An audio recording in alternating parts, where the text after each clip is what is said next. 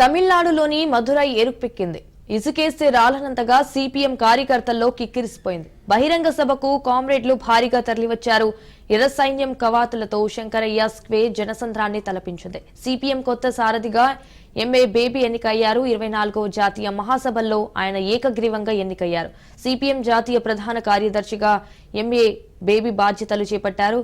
MS Namboodiripad తర్వాత కేరళ నుండి ప్రధాన కార్యదర్శిగా ఎన్నికైన రెండో వ్యక్తిగా నిలిచారు. ఇక 1986 నుండి 1998 వరకు రాజ్యసభ సభ్యులుగా పనిచేశారు. 2006 నుంచి 2011 సమయంలో కేరళ విద్యామంత్రిగా పనిచేశారు.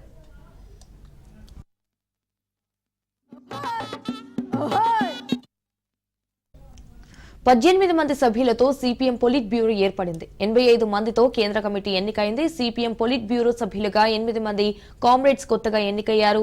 వాసుకి విజుకృష్ణన్, మరియం థావెల్, శ్రీధప్ భట్టాచార్య, అమరారం బాలకృష్ణన్, అరుణ్ కుమార్, జితేంద్ర చౌదరిలకు పొలిట్ బ్యూరోలో చోటు దక్కింది. అలాగే ఇప్పటి వరకు పొలిట్ బ్యూరో సభ్యులుగా ఉన్న ప్రకాష్ కారత్, బృందా కారత్, మాణిక్ సర్కార్లు ఇకపై ప్రత్యేక ఆహ్వానితులుగా హాజరు కానున్నారు.